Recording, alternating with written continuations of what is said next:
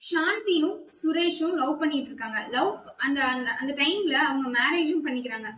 நம்ம சொசைட்டி படி so called Appar கேஸ்ட்னு சொல்லக்கூடிய வகுப்பை சார்ந்தவங்க தான் சாந்தி அப்படிங்கிறவங்க.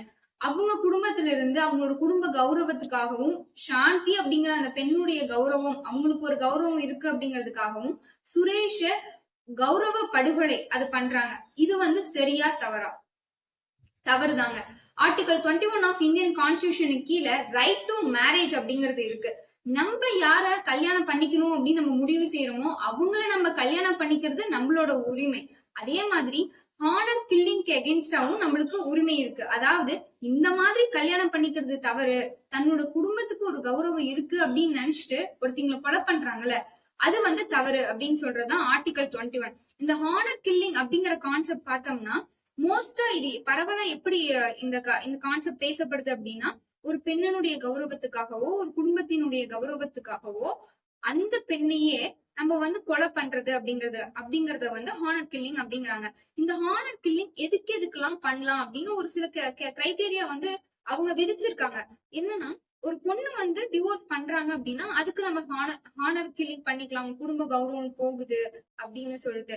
அதே மாதிரி ஒரு பெண் செக்ஷுவல் அசால்ட்ல விக்டிமா இருக்காங்க அப்படின்னா அவங்களோட குடும்ப கௌரவம் போகுது அப்படின்னா ஹானர் கில்லிங் பண்றாங்க அப்படின்னு சொல்றாங்க.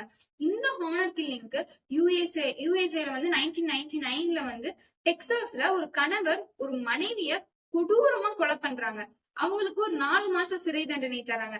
அதே மாதிரி டர்க்கில இருக்கக்கூடிய இஸ்தான்புல்ல ஒரு கணவர் ஒரு மனைவிய கழுத்து நெரிச்சு கொலை பண்றாங்க. அவங்களுக்கு லைஃப் இம்ப்ரிசன்மெண்ட் தராங்க. இப்ப இந்தியா மாதிரி நாடுகள்லயும் இந்த மாதிரி தண்டனை வழங்குறாங்கன்னா கட்டாயமா வழங்குறாங்க. ஆனா இதுக்கு தனியான ஒரு சட்டம் கிடையாது. ஹானர் கில்லிங்க்கு தனியா சட்டம் கிடையாது. ஆனா இந்தியால எதன் கீழே தண்டனை வழங்குறாங்க அப்படின்னா, மர்டர் படுகொலை அதுக்கு கீழேயும், கல்பபிள் ஹோமிசைட், கிரிமினல் கான்ஸ்பிரசி இதுக்கு கீழே எல்லாம் இந்தியால தண்டனை வழங்குறாங்க. இதை தாண்டி இது இந்தியால மட்டும் தனியா ஒரு நாட்டுக்கு மட்டும் இருக்கா, இல்ல யுஎஸ்சி மட்டும் தனியா இதுக்கு ஒரு நாட்டுக்கு மட்டும் இருக்கானா? கிடையாது.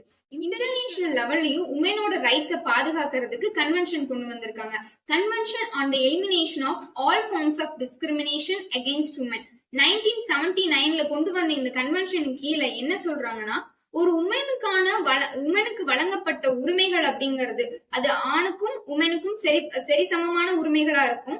அதே மாதிரி அந்த உரிமைகள் பறிபோக கூடாது அப்படின்னு இந்த கன்வென்ஷன்ல சொல்லியிருக்காங்க. இந்த ஹானர் கில்லிங் அப்படிங்கிறது இந்தியால மட்டும்தான் நிகழுதா அப்படின்னா கிடையாது. யுஎன்ஓல மெம்பரா இருக்கக்கூடிய 195 கண்ட்ரீஸ்ல 90% ஆஃப் கண்ட்ரீஸ்ல இந்த